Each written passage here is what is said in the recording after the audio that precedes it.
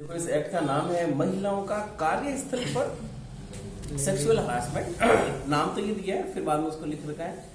उसका निवारण कैसे किया जा रहा है, प्रतिषेध रोका कैसे जा रहा है, और यदि ऐसा हो जाता है तो उसको रिड्रेसल कैसे कर रहे हैं, मतलब वापस उसी स्थिति में कैसे ला रहे हैं। तीन बातें लिखी, प्रिवेंशन, प्रोहिबिशन एंड रिड्रेसल 2013। इसकी यदि अपन हिस्ट्री की बात करें कि साहब ये एक्ट लाने की हमें जरूरत क्यों पड़ी। 1997 में विशाखा नाम की एक एनजीओ ने सुप्रीम कोर्ट में एक केस लगाया था। वो किसके पक्ष में था, वो विशाखा एक एनजीओ थी, इसमें 4-5 आदमी और थे। इन्होंने मिलकर एक महिला जिसका नाम था भवरी देवी, भवरी देवी के नाम से राजस्थान एक जगह और भी जाना पहचाना जाता है। वो जगह का नाम है नगमा, अखबार नहीं पढ़ती। अच्छा, अभी अपन ना लेटेस्ट पिछले 3-4 दिनों की बात करें तो जोधपुर में ये जो मुगनीराम बांगड़ विश्वविद्यालय है, जो कि एमबीएम यूनिवर्सिटी अलग बन चुकी है, उनके डीन है या फिर उनके एचओडी हैं, उन पर एक एलिगेशन लगा हुआ है अजय शर्मा पर। क्या एलिगेशन लगा हुआ है? उत्पीड़न महिलाओं के साथ। और इसी तरह की बात करें तो कोलकाता वेस्ट बंगाल की बात करूं तो क्या नाम है, जेल में नहीं, एक आदमी है, नहीं जेल वाली नहीं, एक आदमी जिसका नाम है शाहजहां, और उस जगह का नाम है, अरे पश्चिम बंगाल के मैटर से देख रहे क्या अभी आप, मतलब महिलाओं ने उनके ऊपर ये एलिगेशन लगाया कि सर किसी भी तरह के कोई भी कंपटीशन एग्जाम में या फिर कहीं भी हमारा अपॉइंटमेंट हो रहा है तो हमें पहले इन शर्तों से होकर गुजरना पड़ रहा है, और वो शर्तें पति गिनौनी शर्तें हैं।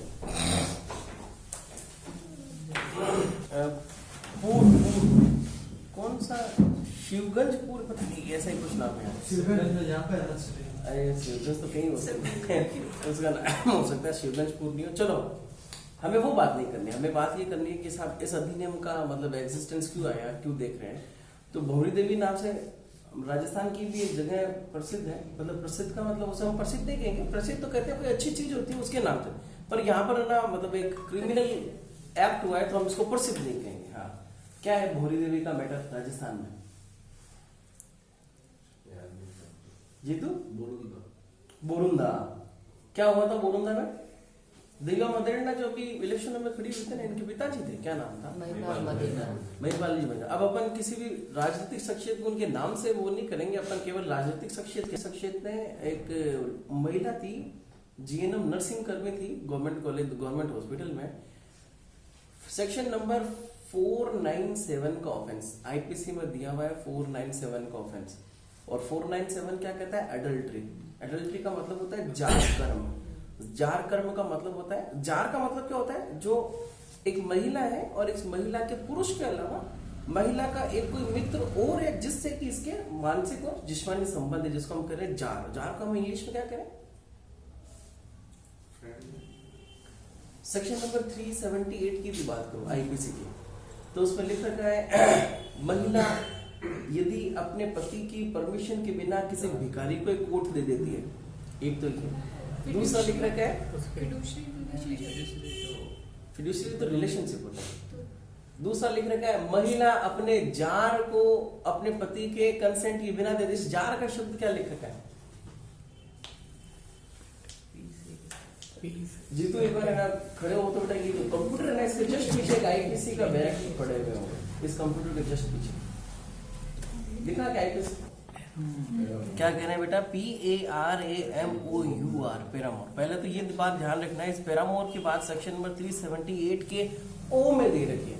और वो क्या कह रहा है? अच्छा, अभी मैं पैरामोर की बात से अलग हटकर दूसरी जगह आ गया हूँ, इसका इस बात से जो हम पढ़ने वाले उससे कोई रिलेशन नहीं है।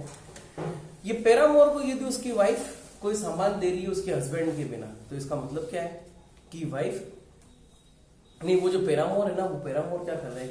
चोरी कर रहा है, क्योंकि इसमें वो पांचों एलिमेंट है जो कि चोरी के काम में जरूरी है। कंसेंट के बिना दे रही है। और सेक्शन नंबर 27 क्या कह रहे हैं आईपीसी का? सर्वेंट या वाइफ के कब्जे में यदि कोई सामान है तो ऐसा माना जाएगा वो किसके कब्जे में है? ऑनर के या फिर उसके हस्बैंड के, मतलब उसके प्रिंसिपल के हस्बैंड के कब्जे में। ये वापस हटाते हैं। बोरुंदा वाली बात चल रही थी। Section number 497 Indian penal code का एक ऑफेंस दिया हुआ है जिसको एडल्ट्री के नाम से जाना जा रहा है, और एडल्ट्री ये कह रहा है कि इस ऑफेंस को होने के लिए किसी महिला का विवाहित होना जरूरी है। यदि महिला मैरिड नहीं है तो कभी एडल्ट्री का ऑफेंस नहीं हो सकता। एडल्ट्री का ऑफेंस होने के लिए जरूरी है कि महिला विवाहित हो और महिला ने अपने हस्बैंड की कंसेंट के बिना किसी दूसरे व्यक्ति से कोई संबंध रखे हो, तो इसी स्थिति में हम कह रहे हैं कि एडल्ट्री हुई है। एडल्ट्री में महिला जो है, महिला को खुद को कभी भी रेस्पॉन्सिबल या फिर एक्यूज नहीं माना जाएगा। इसमें एक्यूज कौन है? हमेशा पति नहीं, पति तो है विक्टिम। विक्टिम ने इस ऑफेंस में हमेशा विक्टिम कौन है? पति। और एक्यूज कौन है? पैरामोर, जो कि महिला का हुआ है। बोरुंदा में इस तरह की बात हुई थी। पैरामोर, PARAMOUR, पैरामोर का मतलब होता है जार, ठीक है। और इसी को मैंने कहा जार कर्म। फिर बाद में सेक्शन नंबर 497 की कुछ डेफिनेशंस को या कुछ बातों को इलीगल डिक्लेयर कर, मतलब सर इनवैलिड डिक्लेयर कर दिया कोर्ट ने कि साहब इस तरह की बात नहीं होगी, इस तरह से कि महिलाओं के विकास के लिए या फिर इस तरह महिलाओं को ऐसे विक्टिम नहीं माना जाना ठीक नहीं है। धीरे धीरे सभ्यता को परिवर्तित किया गया इसलिए। तो बोरुंदा में इस तरह की बात हुई थी, पर बोरुंदा इस वजह से फेमस नहीं एक्चुअली। अब मैं शब्द बता रहा हूँ फेमस। बोरुंदा फेमस क्यों है? भट्टी, या तो है चूने के भट्टे हमारे वहाँ पर। बोरुंदा में बहुत बड़े बड़े भट्टे हैं। ये जेके वाइट सीमेंट की यदि मैं बात करूँ तो उसका भी एक फैक्ट्री वही है। वाइट सीमेंट हो गई, ब्राउन सीमेंट हो गई, सारी सीमेंट हो गई, ये सब का सब क्या है नाम जिस आदमी का मैं बताना चाह रहा हूँ, विजयदान देथा जी, चारण साहब है ना। और ये चारण साहब एक अच्छी कविताएं या फिर कहानियां लिखने के लिए प्रसिद्ध हुए हैं। और कौन सी कहानी, इस कहानी का क्या नाम था जिस पर ये मूवी बनी थी? कौन सी मूवी? पहेली। शाहरुख खान, रानी मुखर्जी और सुनील शेट्टी अभिनीत मूवी थी पहेली। अमोल पालेकर के द्वारा निर्देशित थी, है ना, डायरेक्टेड बाय अमोल पालेकर। सुन रहा है ऋतिक? कौन सी मूवी? पहेली। कौन था हीरो? शाहरुख खान हो गया। ये तो इसको सब पता है और भी पूछ लूंगा नहीं। तो ये इसलिए फेमस हुआ बोरुंदा पर। हमें उस भौरी देवी पर नहीं जाना ना उस बोरुंदा पर जाना, हमें जाना है भौरी देवी जयपुर में एक गाँव है, एक तहसील है जिसका नाम है बस्सी। बस्सी में क्या हुआ था? 1997 की बात है। 1997 से पहले 1992 में, लगभग आज से करीब 30 साल लगभग की बात हो गया, 28-30 साल पहले। भौरी देवी एक सोशल वर्कर हुआ करती थी ना, जो बच्चों और महिलाओं के अधिकारों के बारे में बात कर रही थी। उसको एक मैसेज मिला कि साहब एक कोई छोटी बच्ची जिसका शादी होने वाली है, प्रौढ़ उम्र के आदमी से, 16 साल की औरत थी, बच्ची थी, ये कोई आदमी था करीब 35-30 साल का आदमी, उससे विवाह होने वाला था। उसने कहा कि साहब पहले बात तो बच्ची अव्यस्त और दूसरी शादी हो रही किसी प्रौढ़ से, तो फिर ये वाली चीजें ठीक नहीं रहेगी। ऑब्जेक्शन किया इसने, कंप्लेंट करा के वो एक बार के लिए तो वो शादी रोक दी। फिर पुरुष प्रधान समाज हमारा हिंदुस्तान का, कुछ दिनों के बाद में उस महिला से उन्हीं आदमियों ने जबरदस्ती शादी की और इस भौरी देवी के साथ में इंडियन पेनल कोड के सेक्शन 375 रेप का ऑफेंस किया गया। और केवल रेप भी नहीं, गैंग रेप का ऑफेंस किया गया। अब भौरी देवी बेचारी जो बच्चों और महिलाओं के अधिकारों के लिए लड़ रही थी, उसको खुद को एक अपराधी की विक्टिम होकर बैठना पड़ा। उसने अपनी आवाज उठाई। ठीक तरह के एविडेंस नहीं होने की वजह से कोर्ट ऑफ सेशन ने लास्ट में इसको किसी आदमी को दोष सिद्ध नहीं किया, जिसकी अपील की गई हाई कोर्ट में। उसमें भी इस तरह की कोई दोष सिद्धि की कहानी नहीं आई। सुप्रीम कोर्ट में विशाखा नाम का एक एनजीओ है जो हिंदुस्तान भर की महिलाओं के अधिकारों के लिए बात कर रहा है, विशाखा, प्लस कुछ आदमी और थे चुनिंदा आदमी जिन्होंने भौरी देवी की आवाज सुप्रीम कोर्ट में उठाई। और फिर सुप्रीम कोर्ट ने अंत में ये डिसीजन दिया कि साहब वर्क प्लेस पर महिलाओं को उत्पीड़ित किया जाने से रोकने के लिए कुछ न कुछ अधिनियम होना चाहिए। अच्छा, वर्क प्लेस से महिलाओं को क्यों उत्पीड़ित किया जा रहा है? कि इंडियन कॉन्स्टिट्यूशन का आर्टिकल 14, आर्टिकल 19 और आर्टिकल 21 महिलाओं को समानता का दर्जा दे रहा है। अच्छा, ये भी कहा जा रहा है कि देखो जेंडर के आधार पर, कास्ट के आधार पर, रिलीजन के आधार पर, किसी सोसाइटी के आधार पर या फिर किसी भी जन्म स्थान के आधार पर किसी भी आदमी में वर्क प्लेस पर कोई भेदभाव नहीं किया जाएगा, ऐसा कहा गया है। 1958 के इंटरनेशनल कन्वेंशन जो कि जिनेवा में हुआ था, उसका एक पार्ट था इंडिया में। क्या कहा गया कि इंसानियत के आधार पर हम लोग किसी भी वर्क प्लेस पर, शब्द आया है वर्क प्लेस पर किसी भी आदमी के साथ में इस तरह से उत्पीड़ित या फिर अलग से व्यवहार नहीं किया जाएगा। ये धर्म के आधार पर भी हो सकता है, जैसे कि बहुत सारे मुस्लिम इकट्ठे हो गए और उस वर्क प्लेस पर कौन आदमी काम कर रहा है? केवल एक हिंदू काम कर रहा है। मुस्लिम्स क्या वो उल्हाना दे रहे हैं उसको, ये वो उसके को जो व्यवहार जिसको वो अपने हिसाब से पवित्र मानता है, उन व्यवहारों पर मुस्लिम्स क्या कर रहे हैं, अंगुली उठा रहे हैं। या फिर सेम ऐसा हो सकता है कि एक ऑफिस में बहुत सारे हिंदू काम कर रहे हैं पर मुस्लिम कौन काम कर रहा है, केवल एक, तो उसके ऊपर ऑब्जेक्शन उठा रहा है। तो ये क्या हो गया, धर्म के आधार पर, ये कास्ट के आधार पर भी हो सकता है, ये जन्म स्थान के आधार पे भी हो सकता है, और ये जेंडर के आधार पे भी हो सकता है। तो जो 1958 का जो कन्वेंशन हुआ था उसमें ये सारी की सारी बातें थी, पर उसी को एग्जिस्टेंस में लाने के लिए विशाखा केस में 1997 में सुप्रीम कोर्ट ने बात कही कि साहब बाकी सब चीजें तो चलो ठीक है, आप इंटरनेशनल ट्रीटी के पार्ट आपको करने चाहिए, पर महिलाओं के लिए आपको अभी से ही काम करना शुरू कर देना चाहिए। तो सुप्रीम कोर्ट ने विशाखा के केस में 1997 में कुछ गाइडलाइन इशू की, जिन गाइडलाइन को फॉलो करना बहुत जरूरी था कि साहब महिलाओं को किसी भी तरह से उत्पीड़ित नहीं किया जा सकता। कब, 1997 में।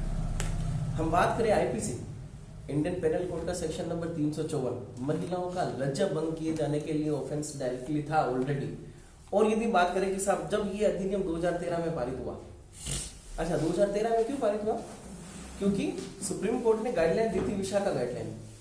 इंडियन कॉन्स्टिट्यूशन के कौन से आर्टिकल के तहत सुप्रीम कोर्ट कॉम्पिटेंट है इस तरह के डायरेक्शन देने के लिए, या फिर इस तरह के डायरेक्शन विधि का हवाला या फिर विधि की शक्ति रखने के लिए? कौन सा आर्टिकल है जो ये कहता है कि के साहब है ना विधान नहीं, न्यायपालिका कानून तो नहीं बना सकते, मगर न्यायपालिका के द्वारा दिए गए निर्देश कानून का प्रभाव रखेंगे, हाँ, या उनके द्वारा दिए गए निर्देश पूरे हिंदुस्तान भर की न्यायपालिका के द्वारा माने जाएंगे। 142 सुप्रीम कोर्ट पावर है, गार्जियन ऑफ 141 141 के तहत दी गई निर्देशों के तहत क्या न्यायपालिका कानून बनाने के लिए सक्षम है? लेकिन साहब कानून तो नहीं बना सकते क्योंकि लेजिस्लेशन के पास पावर ये, पर विधान पालिका डायरेक्शन दे सकती है। और ऐसा कोई नियम बना दिया गया है, न्यायपालिका के द्वारा ऐसा कोई नियम बना दिया गया है, तो वो सभी की सभी कोर्ट्स के लिए मानने के लिए बाउंड होगा। तो एक्चुअली ये लॉ तो नहीं है, पर लॉ का इफेक्ट रख रहा है। जैसे कि हम बात करें, हम टोर्ट्स जो पढ़ रहे हैं, तो टोर्ट्स एक अनकोडिफाइड लॉ है और कभी भी लेजिस्लेशन के द्वारा पारित है, पर फिर भी कोर्ट क्या करती है ऐसी स्थिति में जब अनलिक्विडेटेड डैमेज होता है। अनलिक्विडेटेड डैमेज का मतलब कि साहब क्षतिपूर्ति जो होगी उसको कभी भी डिटरमाइन नहीं किया जा सकता, मगर फिर भी मांग की जा रही है।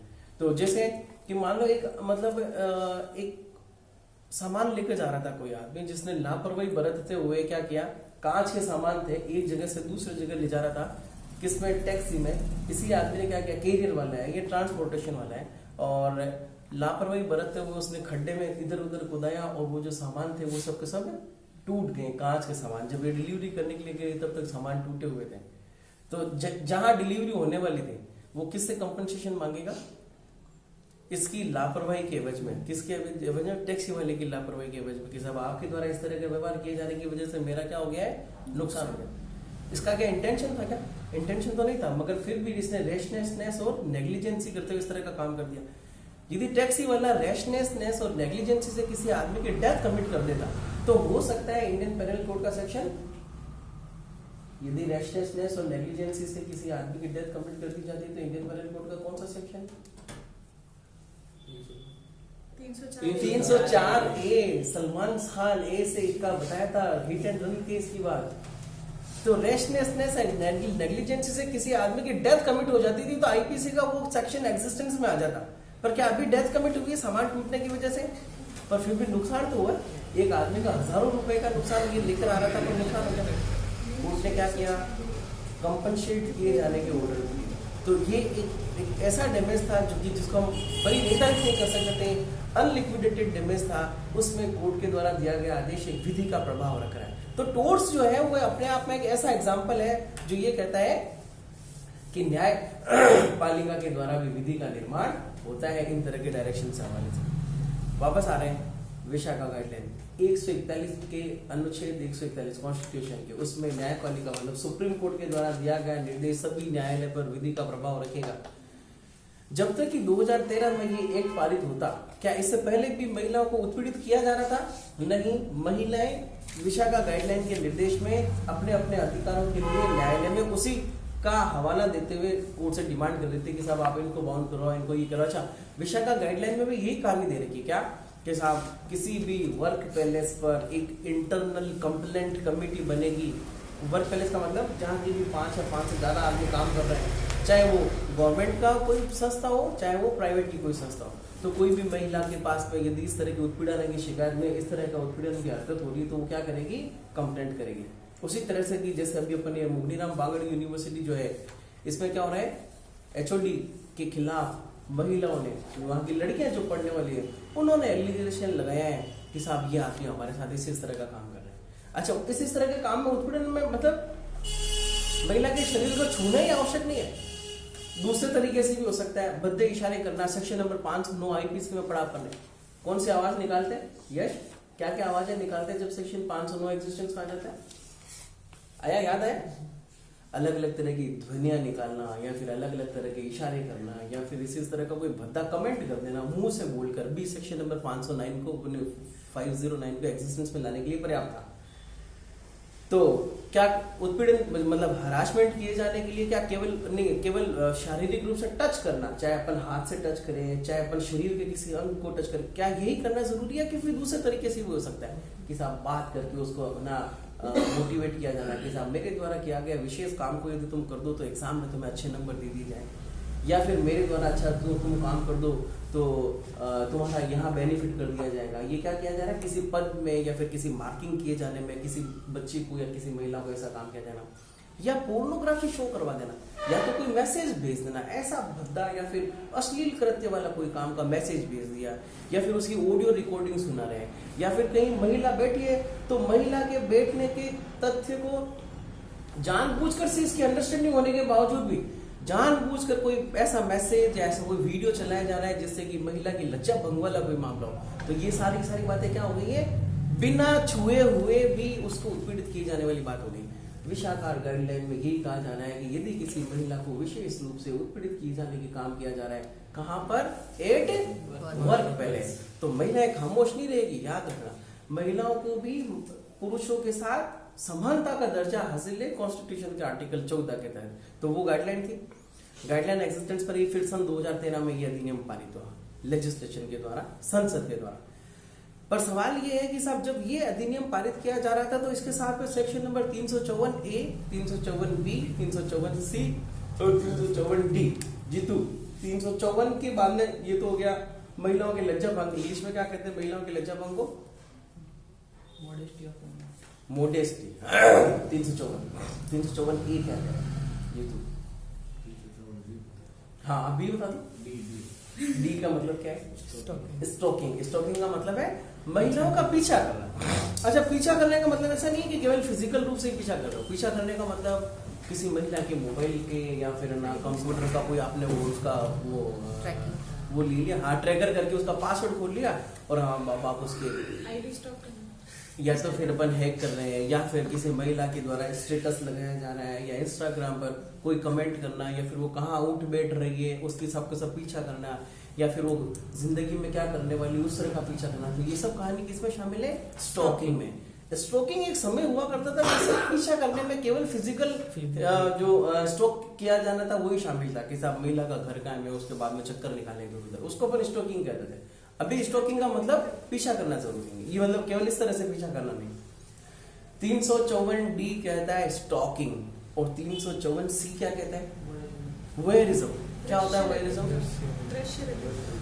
एक शब्द में यदि मैं कहूं कि साहब कोई ऐसी जगह जहां महिला अपने आप को स्वतंत्र और निष्पक्ष रूप से अकेला महसूस करती है और महिला अपनी तरह से किसी तरह का कोई काम करने के लिए फ्री है, तो उसको हम कह रहे हैं ऐसी जगह जहां महिला अपने आप को फ्री महसूस कर रही है। जैसे अब महिला किसी स्टोर में कपड़ा खरीदने के लिए गई, एक जो कमरा होता है जिसको अपन क्या कहते हैं, चेंज रूम, हाँ ट्रायल रूम। अब महिला को क्या करना है, अपना वो कपड़ा चेंज करके देखना है। अभी की महिला क्या महसूस कर रही है कि वो अभी किसी के नजर में या किसी की निगाह में नहीं है, अपने आप से काम कर रही है, पर वहां पर क्या लगा हुआ है, एक कैमरा लगा हुआ है। तो कैमरा लगा के हम लोगों ने क्या किया है, महिला यदि ऐसी जगह अपने आप को महसूस कर रही है कि वहां उसे देखने वाला कोई नहीं है, ऐसी हरकत को रिकॉर्ड करना, ये सब की सब बातें क्या है, वोयरिज्म की हरकत में आ रही है। कि साहब टकटकी लगाकर देखना। मान लो यदि कोई आदमी किसी महिला को घूर घूर के बार बार देखता भी है, जिससे कि महिला को ये डर महसूस हो कि यार मैं अपने काम में इंटरफेरेंस हो रहा है या फिर इसी तरह की चीजें हो, ये भी क्या है, स्टोकिंग की बात में शामिल है। कैमरा जब ये 2013 में एक्ट आया था ना, इसके जस्ट बाद में दिल्ली के अंदर इस तरह की बात हुई थी। एक कांच के पीछे कैमरा लगा हुआ था। कांच भी दो तरीके के होते हैं। एक तो वो कांच होता है जो कि सिर्फ और सिर्फ हमारा चेहरा दिखाता है, पीछे उसका AgNO3 का लेप लगा हुआ था, तो उसके पीछे से अपन को कोई देख नहीं सकता। जबकि एक कांच ऐसा भी होता है जिसमें यहाँ से तो मुझे लग रहा है कि मैं अपना चेहरा देख रहा हूँ, और जबकि आप लोग यदि यहाँ खड़े हो तो यहाँ से आप मेरे को आराम से देख रहे हो। मैं इस बात से अनभिज्ञ हूँ कि आप लोग मुझे देख रहे हैं या नहीं देख रहे हैं। तो इस तरह के कांच के अपन पहचान कैसे कर सकते हैं? लाइट, एक तो लाइट से भी किया जा सकता है कि साहब एकदम अपने कमरे में अंधेरा कर लो और फिर कोई बैटरी टॉर्च लो, उसके ऊपर करके देखें। ओरिजिनल कांच है तो रिफ्लेक्शन दे देगा, और ओरिजिनल कांच नहीं है तो अंदर रखी हुई चीज पर हमारी रोशनी कंसंट्रेट करा देगा। या तो ये तरीका हो सकता है, और या फिर पेन दो। ये कोई कांच का सरफेस है, इस कांच के सरफेस पे यदि मैं ये चिपका रहा हूं ऐसे, तो यदि ये ट्रांसपेरेंट कांच है, आमने सामने दिखने वाला कांच है, तो ये पेन और इस पेन की जो प्रतिकृति, ये दोनों आपस में टच हो जाएगी, बराबर टच हो जाएगी। जबकि वास्तविक कांच होता है तो ये पेन और उसकी प्रतिकृति को भले आप कितना ही टच कराओ, इतनी दूरी हमेशा बनी रहेगी, गैप रहेगा। तो इससे पता चल जाता है कि कांच कौन सा है। ठीक है, यहाँ पर 2013 में जस्ट ये जब एक पारित हुआ था, उसके जस्ट बाद में एक बड़े से मॉल के अंदर ऐसा कैमरा लगा हुआ था, और हाथों हाथ कार्यवाही सेक्शन नंबर 354 के, इसमें मिनिमम सजा डिफाइन कर रखी है। ऐसा नहीं है कि साहब कम से कम नहीं, इतने वर्ष तक की दी जाएगी, नहीं, कम से कम इतनी दी जाएगी। इसका मतलब है कि यदि आप कन्विक्ट हो गए तो मिनिमम इतनी सजा की बात होगी। तो सवाल ये है कि जब 2013 में ही, अच्छा 354D, 354C, 354B क्या कह रहा है?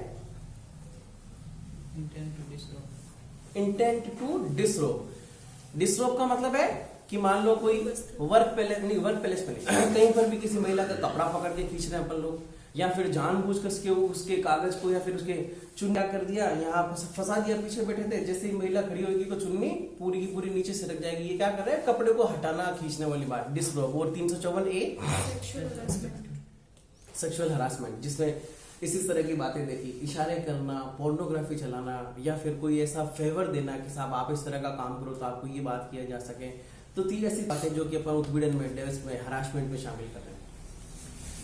सवाल क्या है? सवाल ये कि जब आईपीसी में 354A, B, C और D में इन तरह के चारों तरह के कंटेंट को 2013 में शामिल किया गया, 2013 से पहले सेक्शन नंबर 354 ऑलरेडी एग्जिस्टेंस में है, तब फिर इस अधिनियम को पारित करने की कहाँ जरूरत पड़ी? इजीली आगे के पास जैसे कि पुलिस के पास जाना वगैरह, कोई महिला नॉर्मली प्रेफर नहीं करती। Relationship in the manner of, नहीं, in the nature of marriage, विवाह के तरह के में, तो डोमेस्टिक वायलेंस में तो मांगी जा सकती है। जबकि सेक्शन नंबर 125 सीआरपीसी ये कह रहा है कि वही महिला मांग करेगी जो वैध रूप से विवाहित, वैध रूप से विवाहित। वापस हम आ रहे हैं, सेक्सुअल हरासमेंट की बात चल रही थी। क्या दो ऐसे रिलेशनशिप में रहने वाले आदमी आपस में एक दूसरे के खिलाफ इस अधिनियम के तहत इंटरनल कंप्लेंट कमेटी की मांग करके शिकायत पेश किए जाने की डिमांड कर सकते हैं? नहीं कर सकते, क्योंकि वो क्या है, उन दोनों के लिए वर्क प्लेस नहीं है। यदि महिला इस तरह के पुरुष के लिए, इस तरह के पुरुष के विरुद्ध यदि एफआईआर दर्ज करानी चाहती है तो सेक्शन नंबर 354 ABCD के तहत मांग करेगी। कंपनसेशन की मांग करती है तो डोमेस्टिक वायलेंस एक्ट के तहत मांग कर सकती है, इसमें नहीं। तो अब इस एक्ट के तहत वर्क पैलेस के अंदर कौन कौन शामिल हो रहा है कि साहब वर्क पैलेस पहले बात तो ये देखनी पड़ेगी वर्क पैलेस कौन कौन सा है, कौन कौन सा वर्क पैलेस। जैसे कि मान लो ये जो सब्जियां बेचने में महिलाएं शामिल होती और महिलाएं लेकर जा रही, तो महिलाओं के लिए वो सब्जियां बेचने का काम क्या है, और उस पैलेस पर यदि कोई पुरुष के द्वारा उसको इस तरह की काम किया जाता है तो वो किसके तहत आता? इस अधिनियम के तहत। और उन जिस एसोसिएशन के साथ महिला काम कर रही है, उस एसोसिएशन के साथ, उस एम्प्लॉयर के लिए ये फाउंडेशन थी कि आप क्या करोगे, एक इंटरनल कंप्लेंट कमेटी बनाओगे जिसमें कोई भी महिला क्या कर सकती है, अपनी बात रख सकती है। अभी थोड़े टाइम पहले कई एक बात थी, सुप्रीम कोर्ट ने कहा था उस मैटर में कि साहब हमारे द्वारा डायरेक्शन दिए जाने के बाद में भी इस एक्ट के तहत एनफोर्समेंट प्रॉपरली हो नहीं पा रहा है। कह दिया इंटरनल कंप्लेंट कमेटी बनाओ, पर इंटरनल कंप्लेंट कमेटी कहीं हो नहीं रही है। प्लस दूसरी बात, आपने एक्ट ऐसा बना दिया कि इंटरनल कंप्लेंट कमेटी बनाओ, ऐसी तरह की बात तो कह दी, मगर यदि कोई भी सरकारी और गैर सरकारी संस्था इंटरनल कंप्लेंट कमेटी नहीं बना रही तो ऐसी स्थिति में उनकी जवाबदेहिता क्या है, ये आपने तय नहीं की, और ये तय नहीं की गई तो फिर कोई भी आदमी हो सकता है कंप्लेंट कमेटी बनाए और नहीं भी बना सकता है। तो अभी जस्ट थोड़ी टाइम पहले की बात है, सुप्रीम कोर्ट ने इस तरह की बात बताई है कि साहब हमारे तरह के डायरेक्शन दिए जाने के बावजूद भी आप इंटरनल कंप्लेंट कमेटी नहीं बना रहे। तो जब हम ये एक्ट पढ़ेंगे तो उसमें गहरे से पढ़ेंगे वर्क पैलेस क्या है, कौन कौन आदमी वर्क पैलेस में एम्प्लॉयर में शामिल होगा, कौन कौन महिलाएं ऐसी है जो ऐसे वर्क पैलेस पे इस तरह की डिमांड कर सकती है। तो एक तो वर्क पैलेस और डिमांड किए जाने की मांग कौन कौन कर सकेगा, इस तरह को गहरे से देखेंगे। आगे चलते हैं कि इस अधिनियम में हमें ऐसा क्या दे रखा जो इस तरह की बात कर रहा है। तो कहा वर्क पैलेस उन दो तरह की महिलाओं पर लागू होगा जो कि वहां एक एम्प्लॉयर के रूप में काम कर रही है, चाहे वहां पर एम्प्लॉयर के रूप में काम नहीं कर रही है। जैसे बैंक में कोई महिला काम कर रही है और उस महिला से उसके बैंक के एम्प्लॉयर के द्वारा किसी तरह की मांग की गई, डिमांड की गई या फिर हरास किया गया, तो क्या वो महिला इस अधिनियम के तहत रिलीफ मांगने के लिए उत्तरदायी है, मतलब अधिकारी है? हाँ है, क्योंकि वो वर्क पैलेस है। वो महिला कौन है? वहां पर एम्प्लॉई है, पर हम उसके एम्प्लॉय की बात नहीं कर रहे। एक ऐसी महिला जो बैंक में किसी सामान्य कामकाज के हिसाब से गई, जो वहां पर एम्प्लॉई नहीं, पैसा जमा कराने के लिए गई, सामने पुरुष अभ्यर्थी बैठा है और किसी विचित्र तरह की डिमांड कर दी गई, तो क्या वो महिला इस वर्क पैलेस पर कवर होगी या नहीं होगी? एक तो क्या लिखा, वो महिला जो कि वहां काम कर रही है। एक क्या लिखा, एक ऐसी महिला जो वहां पर काम तो नहीं कर रही मगर सामान्य कारोबार के अनुक्रम में वहां पर और उससे हरासमेंट किए जाने की बात की गई, तो क्या वो महिला भी इस तरह की कंप्लेंट कर सकती है क्या? तो जवाब आएगा कि हाँ बिल्कुल कर सकती है, चाहे वो महिला जो वहां काम कर रही है या फिर वो महिला जो वहां काम नहीं कर रही। जैसे किसी के साथ आई हो, किसी के साथ वर्क पैलेस, हाँ, मदर के साथ काम है, उसकी लड़की आई है साथ में, वो उसके साथ भी हो सकता है। हाँ बिल्कुल ऐसा भी हो सकता है। दूसरी कहानी, दूसरी बात क्या, मान लो स्कूल और कॉलेजेस की बात करें या फिर हॉस्पिटल की बात करें, कोई महिला है जो है ना पेशेंट बन के गई डॉक्टर साहब के पास और डॉक्टर साहब ने किसी विचित्र तरह का फेवर मांग लिया, तो क्या महिला इस वर्क पैलेस पर उन डॉक्टर साहब के अगेंस्ट में इंटरनल कंप्लेंट कमेटी में शिकायत कर सकती है? तो बताया है सकने, हाँ, चाहे वहां एम्प्लॉय हो चाहे वहां किसी काम के लिए गई हो, दोनों तरह की महिलाओं को लागू होगा। शब्द है कि वर्क पैलेस होना चाहिए। बस में सफर कर रही है महिला, एक वर्क पैलेस है। बस क्या है कि वर्क पैलेस है, पैसा ले रहा है, पैसा जा रहा है, काम जा रहा है। उस जगह पर यदि किसी ने आदमी ने किसी के साथ में, आदमी कौन हो सकता है? हो सकता है वो आदमी बस वाले का एम्प्लॉय हो, या तो प्राइवेट बस है या फिर गवर्नमेंट बस है, तो कोई भी हो सकता है। शिकायत पत्रिका लिखा हुआ होता है, देखा आपने किसी बस के ऊपर लिखा हुआ, कौन करेगा? कोई भी तरह की महिला, चाहे वहां के एम्प्लॉय हो या चाहे वहां के एम्प्लॉय नहीं हो। और आगे चल रहे हैं, किसी कॉलेज में पढ़ने वाली या स्कूल में पढ़ने वाली बच्ची, कौन प्रताड़ित कर रहा है? कोई टीचर या वहां का कोई स्टाफ प्रताड़ित कर रहा है, क्या महिला कर सकती है? गरिमा पेटी लिखा हुआ है शब्द, पर शिकायत पत्रिका में आप क्या करो, लेटर डालो, जितना ज्यादा हो सकता है। पर इसकी पहुंच है ना सामान्य आम जिंदगी में लोगों, महिलाओं, बच्चों के पास में है नहीं, तो फिर इसका एनफोर्समेंट इतना ज्यादा हो नहीं पा रहा है। हालांकि डायरेक्शन दिए है कि साहब किसी भी एसोसिएशन के पास में 1 साल के अंदर या 6 महीने के अंदर जितनी भी कंप्लेंट आती है तो उनकी हमें रिपोर्ट करो, कलेक्टर ऑफिस को, डीएम को रिपोर्ट करनी, चाहे 0 आए चाहे 1 आए, या फिर कोई भी आए तो उस पर आपने क्या रिड्रेसल दिया उनको, इसकी भी हमें आप क्या करो, इन्फॉर्मेशन करो। बाउंड किए जाने की बात की गई है, पर एग्जिस्टेंस पे थोड़ा सा कम, मतलब सुर्खियों में आता नहीं है। पर जब सुर्खियों में आ रहा है, ये एमबीएम कॉलेज वाला देखना, 2-3 दिन पुराने लेटर ये अखबारों को देखकर बहुत खतरनाक तरीके से चल रहा है। मैं आपको उसकी कटिंग भी भेज दूंगा। वापस आ रहा है, किसी महिला ने इंटरनल कंप्लेंट कमेटी में शिकायत कर दी, और इंटरनल कंप्लेंट कमेटी में कौन है, या यथासंभव वहां की किसी महिला वर्किंग अधिकारी को रखा जाएगा। और मान लो महिला वर्किंग अधिकारी नहीं तो आसपास के किसी ऑफिस के किसी सदस्य में या फिर कोई दूसरी महिला को भी उसका एक सदस्य बनाई जा सकती है, जिसके सामने महिला खुलकर अपनी बात कह सके। हो गई, कमेटी के पास में शिकायत आ गई। अब ये कमेटी क्या करेगी? कमेटी जांच करेगी, इंक्वायरी करेगी। क्या इन्वेस्टिगेशन करेगी? नहीं। इन्वेस्टिगेशन करने की पावर किसकी? पुलिस अधिकारी। अब ये जो इंक्वायरी की जा रही है, तो फिर सवाल ये है कि इस तरह की इंक्वायरी जो कमेटी के द्वारा की जा रही है वो कौन से रूल्स अडॉप्ट करेंगे? कोई ना कोई नियम भी तो होंगे, या फिर उनकी खुद की मन की चलेगी? इसी के रूल्स होंगे। तो सवाल ये है कि साहब जिस किसी भी ऑफिस में इस तरह की इंटरनल कंप्लेंट कमेटी गठित की गई है, तो वहां की डिपार्टमेंट के द्वारा क्या रूल्स बने हुए उसके हिसाब से कर ली जाएगी। जैसे कि पुलिस के रूल्स अलग हैं, हॉस्पिटल के रूल्स अलग हैं, यातायात के रूल्स अलग हैं, कॉलेज और स्कूलों के रूल्स अलग हैं, तो ये अलग अलग रूल्स। और जहां कहीं भी यदि ऐसे रूल्स नहीं दिए हुए तो इस अधिनियम में जो प्रक्रिया दी गई है उसके हिसाब से वो इंटरनल कंप्लेंट कमेटी इंक्वायरी करेगी। इस इंटरनल कंप्लेंट कमेटी के द्वारा इंक्वायरी किए जाने के समय कोई महिला जो कि वहां एम्प्लॉयर के रूप में काम कर रही है, क्या छुट्टी की डिमांड कर सकती है? क्या जब तक इंक्वायरी चलती है मैं ऑफिस नहीं आऊंगी?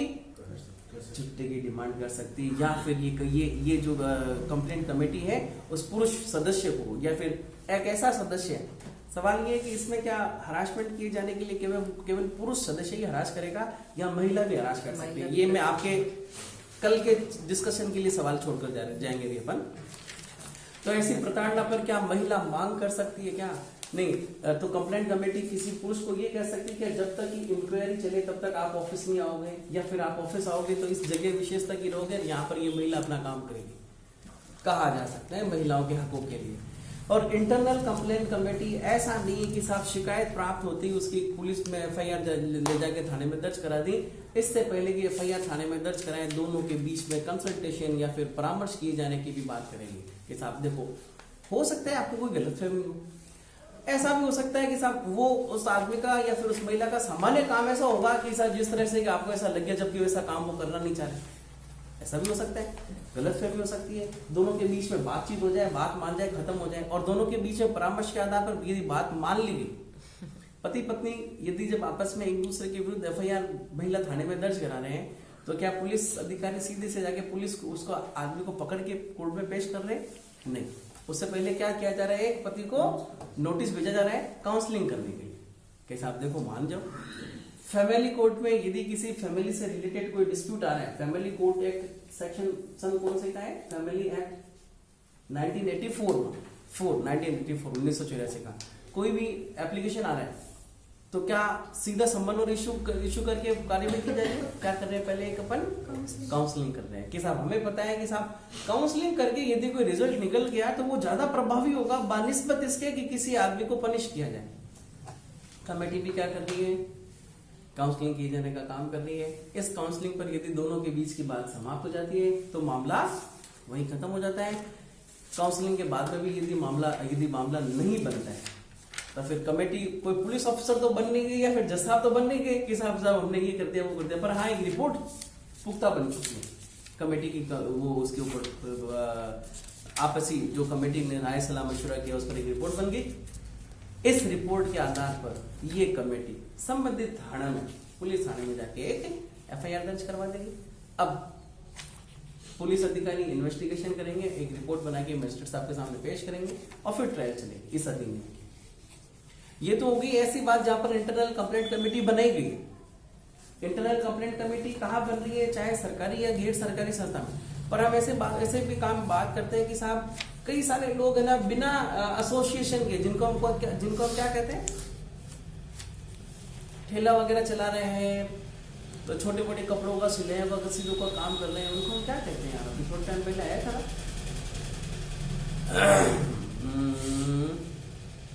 एक कुछ शब्द विषय से, मैं उसको कल क्लिक करके बताऊंगा आपको।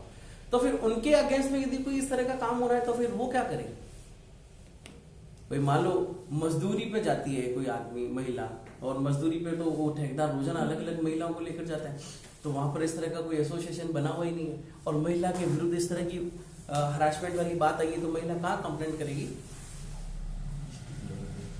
तो एक होता है इंटरनल कंप्लेंट कमेटी जिसको हमने कहा आईसीसी, और एक होता है DCC, district complaint committee. District complaint committee में हर तहसील पर एक नोडल ऑफिसर बैठता है, और नोडल ऑफिसर कोई अलग आदमी नहीं होता, उसे डिस्ट्रिक्ट के किसी भी ऑफिस के किसी व्यक्ति को नोडल ऑफिसर का चार्ज दे दिया जाता है। महिला यदि किसी के पास में इस तरह का हरासमेंट वाली बात हो तो हम नोडल ऑफिसर को आकर इस तरह की कंप्लेंट, वही बात जो कि अभी इंटरनल कंप्लेंट कमेटी ने की थी, बुलाएगा, राजीनामा काउंसलिंग होगी तो ठीक है, नहीं तो फिर एफआईआर दर्ज करवा दी जाएगी।